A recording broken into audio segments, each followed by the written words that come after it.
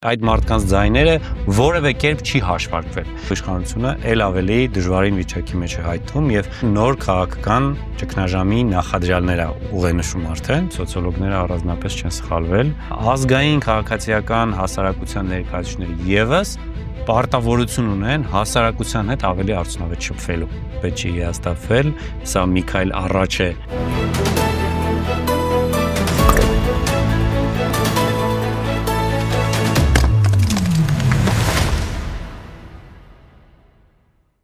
Բարև ձեզ, դուք դիտում եք Հարցեր կան հաղորդումը, այսօր Հարցեր կան սոցիոլոգ Արմեն Խաչիկյանին։ Բարև ձեզ։ Բարև ձեզ։ Շնորհակալ եմ, որ այստեղ եք։ Ես եմ շնորհակալ։ Ընտրությունը ավարտվեց, բայց կարծում եմ շատ տեղին է գնահատականը, որ մեծ հաշվով այն չկայացավ, որովհետև օրեր անց շարունակվում են արձանագրվել ընտրախախտումներ, ընտրակեղծիքներ, փաստեր վարչական ռեսուրսի կիրառման, չարաշահման մասին, ոչ լեգիտիմ ընտրության մասին է խոսվում։ Եվ ընդդիմությունը հստակ գնահատական է տալիս, որ կենտրոնական ընտրական հանձնաժողովի հրապարակած պատկերը չի արտացոլում իրականությունը։ Որպես սոցիոլոգ, ինչ կասեք, այս ընտրությունը ինչ արտացոլեց, ինչի մասին է այն ընտրությունը, որը տեղի ունեցավ, բայց մեծ հաշվով չկայացավ։ Շատ լավ, նախ առաջինը ընդհանրապես քաղաքական ճգնաժամերը հանգուցալուծվում են ընտրություններով, տվյալ պարագայում ընտրությունները նոր քաղաքական ճգնաժամի նախադրյալներ ուղենշում արդեն, այսինքն այս պարագայում մենք արդեն տեսնում ենք նույնիսկ այս պատկերով ինչ որ պաշտոնական տվյալներով ներկայացվում է, արդեն իսկ գործող իշխանությունը ել ավելի դժվարին վիճակի մեջ է հայտնվում եւ որոշ գործընթացներում, որոշ նշանակումներում, որոշ սահմանադրական գործընթացներում լուրջ սահմանափակում ունենալու իշխանությունը, մասնավորապես քաղաքացիական պայմանագիր։ Այսինքն ըստ էության ընտրությունները հանգեցրեցին նոր մարտահրավերների, նոր քաղաքական խնդիրների, նոր ավելի սահմանափակված, ավելի դժվար իրավիճակի ԿՊ-ի համար։ Ինչ վերաբերում է ընտրություններին, ես կարծում եմ, որ շատ միամիտ է ուշադրություն դարձնել բուն ընտրական գործընթացի կեղծիքներին, ընտրակեղծիքներին, որովհետև դրանք ըստ էության շատ մեծ փոփոխություն, ինչպես տեսնում ենք, չբերեցին։ 0.5%-ից մոտավորապես ոչ ավել արդյունք չեն բերում։ Ես կարծում եմ շատ ավելի ուշադրություն պետք է դարձնել այն ընտրական գործընթացի խախտումներին, որոնք տեղի ունեցել մինչև ընտրությունները նախընտրական փուլում։ Ես ձեզ ասեմ, որ այս իշխանությունները քաղաքացիական պայմանագիրը իր առաջի նախընտրական մեծագույն այսպես ասած շոուն արել է 2018 թվականի դեկտեմբերի 8-ի ընտրություններից առաջ, երբ որ ընտրություններից, եթե չեմ սխալվում, լռության օրը կամ 1 օր առաջ շատ մեծ շոուով բռնեցին քաղաքական գործիչներից մի քանիսին։ Նույն այս ընտրություններում բերեք արձանագրենք, որ նախընտրական փուլում եղել է քաղաքացիական պայմանագրի առաջին համարի կողմից սպառնալիք քաղաքացու նկատմամբ։ Քաղաքացուն ասել է ձեզ կզծնելու եմ, ձեզ չոքացնելու եմ, չգիտեմ, ձեզ այս խոսույթը չի կարող հետևանք չունենալ սոցիոլոգիայի վրա։ Եվ մենք շատերս խոսում ենք, որ դե ընտրությունների արդյունքներում ինչ որ տեղամասում ես մի քանի ձայն, 16 ձայն, 120 ձայն, չմոռանանք, թե ինչպիսի տեղեկատվական տերորի էր ենթարկվում ոչ միայն ընդդիմությունը, այլև ընդհանուր առմամբ հասարակությունը քաղաքական տեղեկատվական տերորի էր ենթարկվում ու նաև չմոռանանք, թե ինչպիսի կազմակերպված գործընթաց էր տեղի ունենում վարչական ադմինիստրատիվ համակարգում, մասնավորապես թե Երևանի, թե մարզային պոլիկլինիկաներում, հիվանդանոցներում, կոմունալ ծառայություն, համայնքապետարան ու այսպես շարունակ դպրոցներ։ Այսինքն ընտրությունը կեղծվել է նախ, Ես կարծում եմ ընտրությունների արդյունքի վրա մեծագույն ազդեցություն է ունեցել նախընտրական փուլում իրականացված վարչական ռեսուրսի կիրառումը, տեղեկատվական ռեսուրսի կիրառումը նախ եւ առաջ։ Փաստենք, որ ընտրությունները չեն արտացոլել ըստ էության հանրային ամբողջական կարծիքը, դա ապացուցում է նաև սոցիոլոգիական հետազոտությունները, որովհետև շատերը երևի ֆիքսել են, որ սոցհարցումներում 70%-ից ավելին չէր պատասխանում առհասարակ զանգերին, տարբեր պրոիշխանական եւ հակաիշխանական, այսպես ասած, սոցիոլոգիական հարցումներ են իրականացվել եւ պատկերները ակնհայտ է որ այդպես եւ բացի չպատասխանելը բուն քաղաքական հարցին մոտավորապես 1/3 կամ որոշ դեպքերում S-ը չի պատասխանում, այսինքն պատկերացրեք 10 հոգուց 7-ը չի պատասխանում սոցհարցմանը, այն 3-ից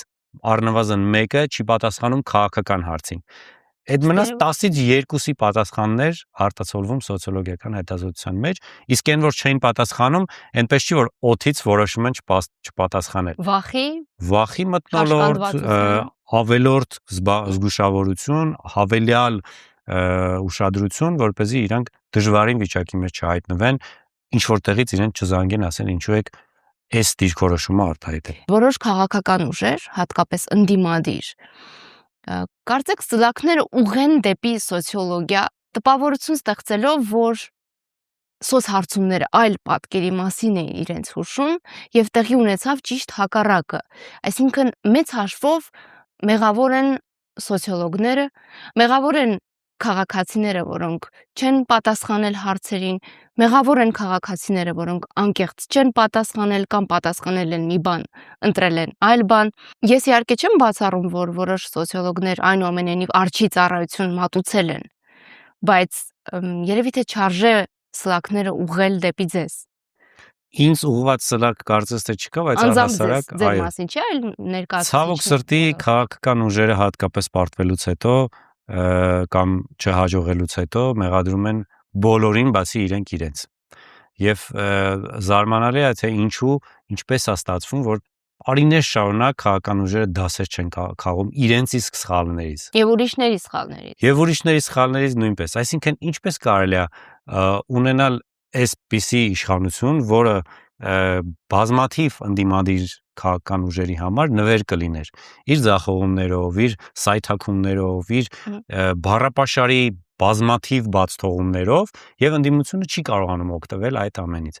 Ընդդիմությունը նախորդ անգամ էլ եմ ասել ձեզ այդ զրույցում, որ ընդդիմությունը չի կարողանում կապիտալիզացնել իշխանության ձախողումները եւ չի կարողանում կապիտալիզացնել նույնիսկ առանձին վերցրած ձախողումներ։ Մի օրինակ բերեմ։ Ռոբերտ Քոչարյանի իշխանության օրոք սպանվել է Պողոս Պողոսյանը։ Դրանից անցել է ավելի քան 20 տարի։ Բայց մինչև հիմա գործող իշխանությունները կարողանում են այդ кейսը կապիտալիզացնել իրենց քաղաքական դիսկուրսում։ Բայց բազմաթիվ սպանություններ են եղել այս իշխանության օրոք։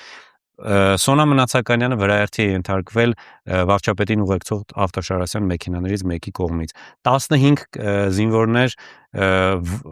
հրդեհի պատճառով այրվել են հրդեհային անվտանգության կանոնները չպահպանելու համար, որի պատասխանատվությունը ուղիղ պաշտպանության նախարարությանն է։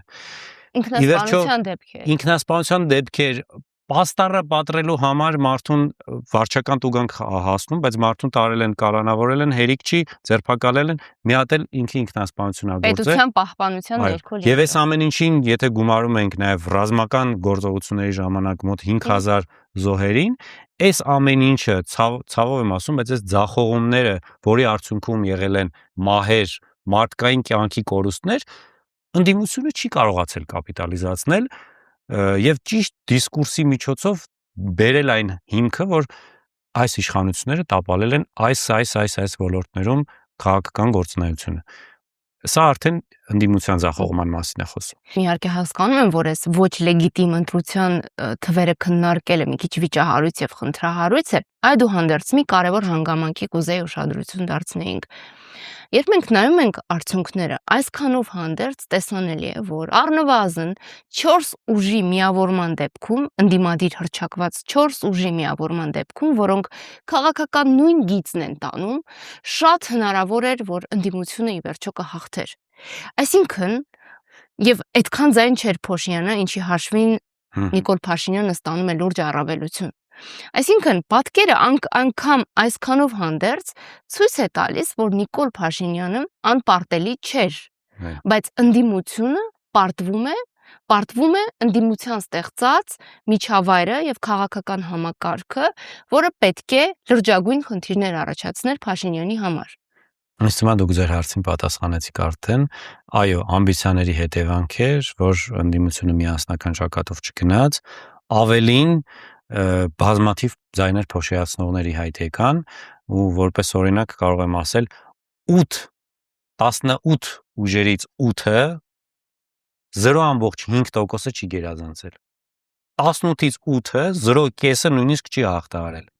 Այսինքն այս ուժերը բացառապես աղմուկ են ստեղծում էին ավելորդ ուշադրություն ընտրողի աչքերում, որ հիմնական ուժերից շեղվեր, այսպես ասած, քաղաքական աղմուկ են ստացվում, տեղեկատվական աղմուկ ու ամենակարևորը փոշիացնում էին այդ ձայները, որը կարող էր գնալ ավելի անցողիկ պոտենցիալ ունեցող ուժերին եւ այդ պայմաններում քաղաքացիական պայմանագրի անցնելու հավանականությունը ել ավելի կնվազեցվեր, որպեսզի պատկերացնեք ձայներ փոշիացրել են, այսպես ասած, անցողիկ շեմը չեն հաղթահարել այս ընտրություններում շուրջ 13% քվե ստացած ուժերը, այսինքն 13% փոշիացել է, մոտավորապես 190,000 ձայն կամ 13% փոշիացել է այդ մարդկանց ձայները, որևէ կերպ չի հաշվարկվել։ Եվ երբ որ ձեր տաղավարում այստեղ նստած ես նույն բանը ասում եի, որ ընդհանրապես հանրային հեռուստատեսությամբ մի օր երևալու, մի քանի հարցազրույցներ տալու, ձեզ հայտնի դառնալու պատճառով մի գնացեք, մի դարձեք դրա գերին եւ մի փոշիացրեք այն ձայները, որոնք մեր քաղաքացիները ձեզ վստահելով տալու են, մարդիկ չլսեցին։ Եվ այդ կարճաժամկետ, այսպես ասած, փոքր շահի պատճառով նրանք գնացին եւ փաստացի Հայաստանի Հանրապետության քաղաքացիների 13 ընտրողների 13% ձայները փոշիացան։ Եթե կա մի վիճակագրություն, որը հուսադրող է եւ դրական հույզեր է առաջացնում, դրական մտածումներ առաջացնում, ապա բարձր մասնակցությունն է։ Նախորդի համեմատ մենք ունենք զգալի տոկոս բարձր մասնակցություն եւ դա լուրջ արշավի շնորհիվ էր նաեւ, որը ցավով եմ ասում, ոչ միշտ է, որ մասնակից ուժերի քարոզչության շնորհիվ եղավ։ Թեև իրենցից շատերն էլ բնականաբար նպաստ բերեցին դրան, չի կարելի դա շղթել, հատկապես նոր ուժերը դրան նպաստեցին, բայց այդուհանդերձ, եթե մինչև այս գործող ընդդիմությունը սովորաբար մեր հանրությանն էր մեղադրում ապաթիայի, քաղաքական process-ներին չմասնակցելու, անտարբեր լինելու, ապա այս պարագայում ընդդիմությունը հավաքական առումով զրկվեց այդ խաղաքարտից, որովհետև մեր հանրությունը ցույց տվեց, որ անտարբեր չէ եւ այն բարդ գործընթացը, որում հայտնվել է իշխանությունը, բացառապես շնորհիվ այդ բարձր մասնակցությանն է։ Միանշանակ, սիրելի Լիդ, ես համաձայն եմ ու կարծում եմ, որ նույնիսկ այն, որ ինչ արդյունք ունեցավ, ամեն դեպքում բարձր մասնակցությունը բոլորիս ուրախության դրական էմոցիաներ ստանալու համար կարևոր հիմք է, որովհետև ամեն դեպքում կապ չունի ինչ ընտրություն է կատարել քաղաքացին, այն որ քաղաքացին ընտրություն կատարել է, դա մի քայլ առաջ է դեպի ժողովրդավարություն, այլ հարց է ինչպիսի ժողովրդավարություն ունենք մենք հիմա։ Հիմա ընտրությունների մասնակցության տոկոսը իմ կարծիքով բավականին բարձր է, որովհետև ես դες ասեմ ընտրելու իրավունք ունեցողների թիվը շուրջ 2.5 միլիոն վստահեցնում է, որ այդ տեղ զգալի տոկոս կա, ովքեր Հայաստանում չեն ուղղակի, պարզապես իրանք Հայաստանում չեն եւ իրականում Հայաստանում գտնվողների եւ իրենց բնակավայրում գտնվողների կոնտեքստում չափազանց բարձր է եղել մասնակցությունը, ինձ թվում է դա բոլորիս հաջողությունն է, ես ինքս նման մի նախաձեռնության մեջ էի եւ ակտիվ հորդորում էի բոլոր քաղաքացիներին գնալ ընտրության, ինձ թվում է ամեն դեպքում հաջողվել է եւ նաեւ այդ ակտիվ մասնակցությունն է հանգեցրել, որ որևէ քաղաքական ուժ բացարձակ մեծամասնություն չունենա, 2/3 չունենա, հիմա հարցը հավանաբար 3/5 էլ չի ունենա, դա բնականաբար օգնում է, որպեսզի քաղաքական գործընթացը ավելի զարգանա ու իրական քաղաքական գործընթաց լինի, ոչ թե մի ուժը գա, ինչ ուզի անի, ում ուզի նշանակի, ում ուզի հանի, նույնիսկ այն մարդիկ, ովքեր որ գնացել են ընտրությունների եւ այսպես ասած իրան ձայնը արդյունավետ չի աշխատել այսպեսի վերջո, ամեն դեպքում գնալ ընտրություններին դա հիանալի եւ ճիշտ մոտեցում է։ Մի հետաքրքիր բան է, ընտրություններում շատ էր անվավերները, 17,000 անվավեր է եղել, ինձ թվում է այստեղ համ ԿՀ-ի ինչ որ երևի այդ ծրարը դնելու process-ը շատերը լավ չեն պատկերացրել, որոշները ծալում էին։ Տեխնիկապես էլ հարմար չէր նաև։ Հա, ինձ թվում է ամեն դեպքում կարելի է ասել, որ մասնակցությունը այլ ավելի խթանելու համար էլի գործիքներ կան ու այնպես անել, որ ընտրական մարդու քաղաքացու ձայնը առավելագույնս արտացոլվի ազգային ժողովում, էլի հնարավորություն կա նույն անվավերի վրա, անճաշտությունների վրա, փոշիացման վրա, այսինքն պետք է առավելագույնն անել, որպեսզի քաղաքացու ձայնը արտացոլվի ազգային ժողովում։ Վախի գործոնի մասին խոսենք։ Հիշում ենք Նիկոլ Փաշինյանի այդ հայտնի հայտարարությունը, որ եթե ես չունենամ սահմանադրական մեծամասնություն, կլինի պատերազմ։ Այլ բան, որ հիմա սկսել է խմբագրել իր հայտնի հմտությունը գործի դնելով,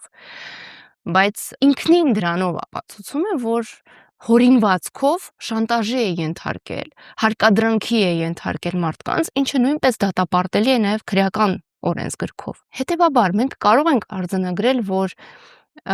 բացի վարչական ռեսուրսը, բացի բուն ընտրակեղծիքները եւ խախտումները, այն շրջանակը մարդկանց, որոնք չի ընդունում Փաշինյանին, չի ընկալում իրեն, բայց վախով պայմանավորված ձայնը տվել է այս իշխանությանը։ Շատ դժվար է ասել, թե ինչն է տրիգեր եղել, որպես ինչն է ընդ էլեկտորալ մոտիվացիա հանդիսացել, որպեսզի մարդը գնա ընտրի Փաշինյանին, ի հակադրումն վախի, այդուհանդերձ միանշանակ ակնհայտ է, որ համաձայն է, որ վախի մթնոլորտը շատ մեծ դեր է խաղացել ու պատերազմով սպառնալը եւ խաղաղություն խոստանալը շատ մեծ առհավատչայր հաջողության, ուղղակի ցավոք սրտի ընդդիմությունը չկարողացավ համապատասխան քաղաքական դիսկուրս ձևավորել, գիտեք, մի քիչ էլ շատ դժվար է պատերազմ, 3 պատերազմ տեսած ժողովրդին խաղաղությունից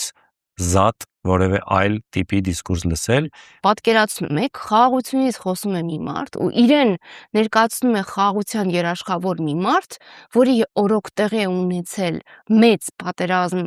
սարսափելի, ուզում եի ասել պատերազմ սարսափելի զոհերով եւ ռազմական գործողություններ, եւ այդ մարդը կարողանում է իրեն դիրքավորել որպես խաղաղության երաշխավոր։ Այո, դա կոչվում է պոպուլիզմ, որը չեն կարողանում արդյունավետ կիրառել ընդդիմադիր գործիչները։ Ես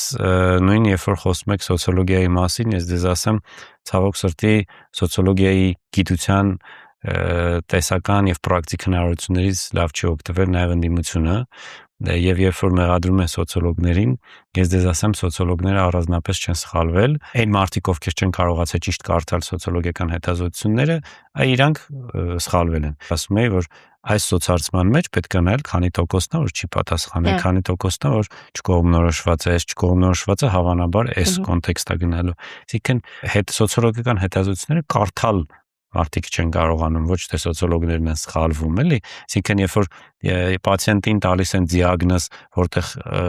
բժշկական բաներ են, տերմիններ են, ու ինքը նայում է վերջում ասում է լավ, վերջի թիվը մենակ դիագնոզը və ամենավերջին եզրակացությունը կարդում ասում է լավ, հիվանդ եմ եւ վերջ։ Բայց ինքը որ մանրամասն կարդա կտեսնի թե որ առումով է հիվանդ, իր հիվանդությունը ինչ նախադրյալ ունի, որ ասպեկտով է հիվանդ, որ ասպեկտով չէ։ Հիմա եթե նայենք նույն ԿՊ-ի վարկանիշում, ի սկզբանե ես եթե չեմ սխալվում, ձեր տաղավարում խոսել եմ, որ քաղաքացիական պայմանագիրը ավելի բարձր վարկանիշ ունի մարզային բնակության մեջ, ավելի ցածր Երևանում, ավելի բարձր վարկանիշ ունի տարիքով բարձրերի շրջանում, ավելի երիտասարդների շրջանում, ավելի ցածր։ Եթե կհիշեք, ձեր նախորդ մեր հարցազրույցի վերնագիրն էր պետք է ակտիվացնել Երևանը եւ երիտասարդներին, ըստ էության որոշակիորեն ակտիվացավ, բայց այդուհանդերձ մենք տեսանք, որ Երևանը առավելագույնս ընդդիմադիր ձայներ տվեց։ Ինչը ի սկզբանե սոցիոլոգները հանձինս ես ասել էի այդ մասին։ Ինձ թվում է ուղղակի հեշտ է մեղադրել որևէ մեկին ու եթե ամփոփենք նաև շատ քիչ է օգտվում մասնագիտական հնարավորություններից։ Քաղաքական ուժերից մեկը բավականաչափ չի ներառում համապատասխան մասնագետների։ Բոլորը կարծում են, որ իրանք ամեն ինչ գիտեն։ Ուժերից մեկը օրինակ հույսը դնում է արտասահմանյան մասնագետների վրա։ Ամեն դեպքում ես ձեզ վստահեցնում եմ, որ Հայաստանի փորձագիտական միտքը արդյունավետ չի կիրառվում քաղաքական նախընտրական process-ում։ Նախորդիվ էլ անդրադարձել ենք այդ խնդրին, որ գիտության տված հնարավորություններին պետք է վստահել եւ այդ հնարավորություններից օգտվել ոչ միայն նախընտրական շրջանում, այլ երկարաժամկետ կտրվածքով։ Եվ մի շատ կարևոր հարցի եք դուք անդրադարձել, հեղինակություն ունենալ դեռ չի նշանակում էլեկտորալ վստահություն ունենալ։ Եթե այս կամ այն գործիչը, իսկ այդպիսի գործիչներ Հայաստանում կան, ունեն բարձր հեղինակություն, վստահություն, բայց երբ հայտ են ներկայացնում քաղաքականությամբ զբաղվելու եւ առաջադրվելու որպես լիդեր, առաջնորդ, այդպես էլ չեն կարողանում մաքսիմալ ավելացնել էլեկտորալ վստահությունը։ Խնդիրը այս պարագայում ումն է, այն քաղտեխնոլոգներին, որոնք աշխատում են այդ գործիչների հետ, թե այլ գործոններով պայմանավորված, մի քանի գործոններով պայմանավորված։ Բերեք անուններով խոսենք. Ռուբեն Վարդանյան, Սամվել Կարապետյան, Գագիկ Ծառուկյան։ Երեք մարդիկ, ովքեր հայտնի են իրենց բարեգործական գործունեությամբ, հանրային գործունեությամբ, այս մարդիկ ունեն չափազանց բարձր վստահություն հանրության շրջանում, որպես հանրային գործիչ, բարերար եւ այլն։ Բայց այս մարդիկ այս մարդկանց էլեկտորալ վարկանիշը նույնքան բարձր չէ, ինչքան իրենց վստահության վարկանիշը։ Հիմա, երբ որ մարդը առհասարակ վստահության բարձր վարկանիշ ունի, պետք է կարողանան մասնագետները եւ նաեւ ինքը կարողանա տրանսֆորմացնել իր վստահության վարկանիշը էլեկտորալ վարկանիշի։ Հիմա ինչի՞ չի ստացվում դա, որովհետեւ իրենք ապացուցել են, որ իրենք լավ մարդիկ են։ Իրենք ապացուցել են, որ իրենք ազգի համար լավ գործեր են անում, բարեգործ են, լավ բաներ են ուզում անեն, բայց իրենք չեն ապացուցել, որ իրենք որպես երկրի ղեկավար լավագույն այլընտրանքն են ամբողջ դաշտի համատեքստում։ Այսինքն իրենք իրենց քաղաքական վստահությունը դեռևս չեն ձևավորել, քաղաքական երկրի ղեկավարի, վարչապետի վստահություն դեռևս չեն ձևակերպել, որը առնվազն ցուցիչն է, որ իրենք չեն հաջողել իրենց քաղաքական գործունեության մեջ։ Սամվել Կարապետյանի պարագայում մեծ հաշվով առաջին փորձն է։ Այո, Նախորդ երկուսի պարագայում մենք ավելի վաղ փորձեր ենք տեսել եւ տևական, Սամվել Կարապետյանի դեպքում սա առաջին փորձն է եւ ես տեսնում եմ գնահատականներ, որ եթե այսպիսի աղետալի իրավիճակում չլինեինք, ապա նոր ձևավորված ուժի համար սա վատ արդյունք չէ։ Միանշանակ հասարակության առնվազն կեսը շատ դրական է վերաբերում Սամվել Կարապետյանին, որպես գործիչ, բարերար, եկեղեցիներ, հիվանդանոցներ եւ այլն, այս ամբողջ կոնտեքստում, բայց էլեկտորալ առումով չմոռանանք 0 էլեկտորալ վարկանիշից ամեն դեպքում ընտրություններում 23% արդյունք, որը չափազանց մեծ է, առաջին ընդդիմադիր ուժը, ես կարծում եմ ամեն դեպքում բավականին մեծ հաջողություն է ունեցել ուժեղ Հայաստան կուսակցությունը, պարզապես ավելի մեծ հնարավորություն կլիներ, եթե մի շարք բացթողումներ չլիներ, կամ որոշ հարցերում առավել արդյունավետ աշխատեին, որովհետև գիտեք ինչ տպավորություն կար, որ ՔՊ-ն իր քաղաքական քարոզարշավն անում էր այնպես, ինչպես կաներ ընդդիմությունը, իսկ ուժեղ Հայաստանն իր նախընտրական քարոզարշավն անում էր այնպես, ինչպես կաներ իշխանությունը։ Եթե դուք ֆիքսել եք, վարքագիծը, խոսույթը, ընդհանուր միջավայրը այդպիսին էր։ ՔՊ-ն ավելի ազատական, ավելի ազատ խոսքով, տարբեր գործողություններով ավելի ազատ ու ճկուն, իսկ ուժեղ Հայաստանը ավելի սոլիդ, ավելի կազմակերպված, ավելի այսպես ինչ հատուկ է իշխանություններին։ Երևի թե շատ կարևոր է նաև ոչ միայն մտածել այդ վարկանիշը բարձրացնելու մասին, այլ գոնե եղածը չկորցնելու մասին, որովհետև մենք տեսնում ենք նախորդ փորձով խորհրդարան անցած ընդդիմադիր ուժերը ակնհայտորեն վարկանիշի անկում են ունեցել։ Սա շատ կարևոր փուլ է բոլոր ուժերի համար, ընդդիմադիր ուժերի համար, այս ընթացքը ճիշտ օգտագործել եւ ճիշտը որն է, մանդատները վերցնել թե չվերցնել։ Ես կարծում եմ, որ դա էլ մի փոքր պարզունակացնում է իրավիճակը, կարծում եմ շատ ավելի խորքային հարցեր կան մինչև դրան հասնելը։ Նախ ձեր նախորդ հարցի մասով էլ ես չարձագանքեցի, բայց այստեղ վերադառնալով, գիտեք, իմ կարծիքով Հայաստանում ընդհանուր առմամբ հասարակությունը շատ է հոգնել քաղաքական գործընթացներից ու ազգային ժողովը Հայաստանում մի շարք ինստիտուտների շրջանում ամենացածր վարկանիշն ունի։ Քաղաքական ուժերից մարդիկ ակնկալում են ուրիշ գործողություններ, քան մարդիկ գնան եւ ազգային ժողովում որոշակի դանդաղ գործընթացներ առաջ տանեն կամ առաջ տանեն գործընթացներ, որը ի վերջո իր վերջնակետին չի հասնելու, բայց մի ուշադրություն դարձնենք նաեւ մի գործոնի, որ որոշ ընդդիմադիր ուժեր հասարակությանը հիշում են ընտրությունից ընտրություն։ Ընդհանրապես քաղաքական ուժերը հասարակությանը հիշում են, մեր ժողովրդին հիշում են ընտրությունից ընտրություն։ Իսկ այն մնացած ժամանակահատվածում այդ հասարակությունը ցավում է, դժվարություններ է անում, բերքը երաշտը տանում է, չգիտեմ, քաղաքացիները խցանումների մեջ ժամանակ են կորցնում, հազարավոր խնդիրներ սոցիալական, առողջապահական, տնտեսական, անվտանգային այդ ընթացքում ոչ մեկ ոչ մի բան չի խոսում, ոչ մեկ չի գնում քաղաքացուն ասի, ինչ խնդիր ունես, ոնց լուծեմ քո խնդիրը։ Կամ պարզապես խոսի իր հետ։ Գիտես, որ այս ինչ բանը տեղի է ունենում, դա սրա հետևանքն է։ Արդյունավետ կոմունիկացիա։ Քաղաքական կոմունիկացիա չի վարվում։ Նախընտրական փուլում բոլորը մենք ձեզ բերելու ենք այսինչ, մենք ձեզ ապահովելու ենք խաղաղություն, մենք ձեզ տալու ենք ուժեղ երկիր, հզոր երկիր եւ ամեն դեպքում խնդիրը նրանում է, որ քաղաքական կոմունիկացիա չի վարվում պերմանենտ, մշտական չի վարվում քաղաքական կոմունիկացիա, ու նաև դա է պատճառը, որ քաղաքացիները հիասթափված են ընդհանուր առմամբ քաղաքական ուժերից։ Ընդդիմությունը, որը ձևավորվեց, պիտի շարունակի մնալ գետնի վրա, շարունակի արդյունավետ կոմունիկացիան, շարունակի աշխատել։ Միանշանակ։ Եկեք մի հատ թիվ ասեմ։ Հայաստանում պայմանական ընտրելու իրավունք ուներ 2.5 միլիոն քաղաքացի, չէ՞։ Հայաստանում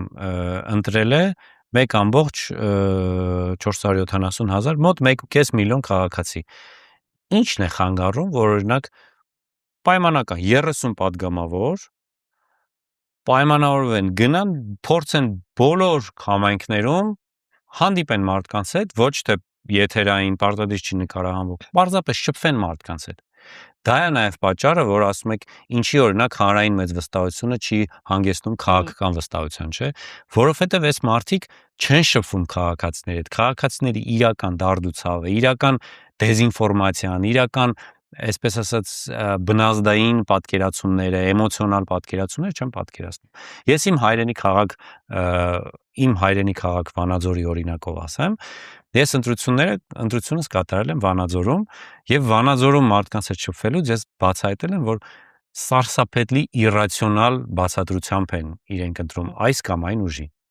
Ոչ մեկ այդ ընտրության մեջ չի բացատրում, գիտեք ինչ, որովհետև այսքան աշխատատեղ է ապահովելու կամ այսինչ պայմանագիրն է կնքվելու, չէ։ Շատ ավելի առօրյա, շատ ավելի առարկայական լեզվով պետք է քաղաքացուն բացատրել, թե ինչն է ձախողել, օրինակ, իշխանությունը, ինչը կհաջողի ընդդիմությունը։ Եվ այդ պարզ խոսակցությունը, որը քաղաքացու հետ առերես պետք է արվի, ինձ թվում է շատ է պակասում քաղաքական ուժերին։ Ներողություն, լեգիտիմության ճգնաժամ ունեցող Նիկոլ Փաշինյանի օրոք ընդդիմությունը ունի շանսեր գետնի վրա ձևավորելու իրական իշխանություն։ Այո։ Առնվազն քաղաքացիների չմոռանանք զգալի տոկոսը, մոտ 51%-ը չի ընտրել իշխանություններին, իսկ ընդդիմության այն ուժերը, ովքեր անցնում են ազգային ժողով, 23% ուժեղ Հայաստանը, մոտ 10% Հայաստան դաշինքը եւ 4% Բարգավաճ Հայաստան կուսակցությունը, դա զգալի հնարավորություն է, հոտ 37% է ստացվում, այս մանդատներով էլ ավելի շատ կլինի։ Այս ուժը, այս հնարավորությունը զգալի ռեսուրս է արդյունավետ գործել որպես ընդդիմություն։ Ցավոք սրտի ընդդիմությունը վերջին 8 տարիների ընթացքում իմ կարծիքով զգալի ճգնաժամի մեջ է ու չի կարողանում դուրս գալ այդ ճգնաժամից ու որպես այդպեսին արդյունավետ չի աշխատում։ Ասեք մի ուժ, որը նախքին մեկ ընտրություն առաջ քիչ ձայնը հավաք է, հաջորդ ընտրությանը ավելի շատ։ Չկա։ Այսինքն պետք է քաղաքական ուժը առաջընթաց ունենա, չէ՞։ Չի ունեցել նման ուժ։ Բոլոր ուժերը նախորդ X ընտրության ունենում են որևէ տոկոս, հաջորդ ընտրությանը ավելի քիչ։ Ինչի նշանակում է ամեն նոր ուժ ավելի քիչ վստահություն է ձեռք բերում հաջորդ ընտրություններին, հետեւաբար չի հաջողել, վստահություն չի ներշնչել հասարակության շրջանում։ Ուստի պետք է մարդիկ մտածեն, ինչպես վարվեն, որպեսզի հաջորդ ընտրություններում իրենց ձայն տա իրենց ընտրած բոլոր քաղաքացիները։ Շնորհակալ եմ եւ ամփոփելու համար մեր զրույցը։ Իհարկե այսօրին արդարացիորեն պահանջներ ուղղվում են ընդդիմությանը տեր կանգնելու այդ հսկայական թվով ձայներին, որ ստացել են, բայց ես կարծում եմ, որ շատ կարևոր է, որ հարցեր ուղենք մենք ինքներս մեզ իբրև հանրություն։ Եվ ամենակարևորը, որ մարդիկ, որոնք ունեն որոշակի ռեսուրսներ, պատասխանատվության որոշակի շրջանակ, ընդհանուր առմամբ անհաջողությունները եւ ձախողումները չարթարացնեն, պայմանավորելով դրանք միայն ընդդիմության վատթար, ոչ արդյունավետ գործելավոճով։ Ես կարծում եմ մի դրական բան էլ կա այս շատ ծանր տարիների իրականությունում, ի վերջո ձևավորվեց ազգային քաղաքացիական հասարակություն կամ ձևավորման ակտիվ փուլում է։ Այո։ Եվ այդ արժեքահեն ինտելեկտուալ պատրաստական մարդկանց մեծ համայնքը շատ բան կարող է փոխել մեր իրականությունում։ Ինչ անել, որ ի վերջո համակարգը կայանա եւ այն մարդիկ, որոնք իսկապես մտահոգ են, ռեսուրս ունեն, կարող են, բայց քաղաքական ուժ չեն, այդ թվում քաղաքական ուժեն պոտենցիալ ունեն, բայց դեռևս լուրջ ձայներ չունեն։ Այս ամբողջը միասին հավաքական լուրջ ուժ է։ Ինչ պիտի անեն։ Եթե մարդիկ ընդդիմադիր են, չպետք է մոռանան, որ իրենց ընդդիմությունը իշխանությանն է եւ չփորձեն ընդդիմության շարքերում միմյանց պարակտել, միմյանց մեղադրել, միմյանց, այսպես ասած, թիրախավորել, այլ պարզապես հասկանալ, որ եթե դու ընդդիմադիր ես, քո թիրախը իշխանությունն է։ Կա համար 1 թիրախ, որպես քաղաքական դիսկուրսի տեսանկյունից, եւ այդ թիրախը Նիկոլ Փաշինյանն է։ Բայց միևնույն ժամանակ ներողություն, պետք է շարժիչ ուժ լինել, որպեսզի մղել ընդդիմությանը գործելու ավելի արդյունավետ եւ ավելի պատասխանատու։ Այո, ցավոք սրտի ոչ պատասխանատվության, ոչ հետևողականության, ոչ ավելի արդյունավետության խնդիր ցավոք սրտի ունեն ընդդիմության տարբեր ուժերը, ու դա է նաև ներկայացնում ընտրությունների արդյունքը։ Իմ կարծիքով ես եւ դուք որպես ազգային մտածողություն ունեցող եւ քաղաքացիական ընկալում ունեցող մարդիկ պետք է ուղղակի փորձենք ամենօրյա կամ հաճախակի ռեժիմով քննարկել Հայաստանում տեղի ունեցող իրադարձությունները, մարդկանց փորձել բացատրել, օգնել հասկանալ ինչ է տեղի ունենում Հայաստանում, ինչ ռիսկեր կա, ինչ մարտահրավերներ կա եւ դա անենք մենք եւս ավելի շատ գնանք դեպի հասարակություն։ Ես նորից բերեմ մի օրինակ, ես էլի իմ Վանաձորի երիտասարդ ընկերներին հանդիպելուց շատ ասելու բան ունեի, բայց ես մի քանի օրինակ օր ինձ պետք է հերիք էր, որ ես կարողանայի այդքան իմ ասելիքը ասեի, եւ ես հասկացա, որ օրինակ մի քանի տարի բավարար ժամանակ չեմ տրամադրել իմ վանաձորցի ընկերներին, եւ ես որոշեցի, որ որպեսզի իմ ընկերները մոտարապես իմ պատկերացումն ունենան հասարակության քաղաքական գործընթացների վերաբերյալ, իսկ իրենք ինձ վստահում են, հարգում են, սիրում են, բայց ես երկար ժամանակ իրենց քաղաքական գործընթացների մասին, պետության գործընթացների մասին չեմ խոսել։ Ես հասկացա, որ ես հաճախակի պետք է իմ ընկերների շրջապատի ֆուտբոլ հետս խաղացողների, հետս ուսանողների, բոլոր մարդկանց հետ ում հետ ես շփվում եմ, հաճախակի խոսեմ երկրում տեղի ունեցող իրադարձությունների մասին եւ չսահմանափակվեմ հարցազրույցներով։ Այսինքն ազգային քաղաքացիական հասարակության ներկայացուցիչները եւս պարտավորություն ունեն հասարակության հետ ավելի արդյունավետ շփվելու։ Այնպես ինչպես ես կարծում եմ կարող է ավելի արդյունավետ շփվել։ Այսինքն այն իրականությունը, որում մենք ենք եւ ստեղծվել է ամենևին դատավճիռ չէ, չի կարելի կոտրվել, չի կարելի հիասթափվել։ Միանշանակ, եթե դուք արթնացել եք հունիսի 8-ին եւ դուք ընդդիմադիր եք, պետք չի հիասթափվել, սա մի քայլ առաջ է դեպի իշխանության ձախողում, տապալում, ոչ մի պայքար արագ չի ստացվում, ոչ մի պայքար հեշտ չի, պետք է շարունակել պայքարել, ձգտել եւ չհուսալքվել, պարզապես միշտ վարվել խելքով, միշտ մտքով, ոչ թե պարզապես դուխով։ Եվ սոցիոլոգիայի մասին չմոռանալ։ Այո։ Շնորհակալություն։ Ձեզ նույնպես։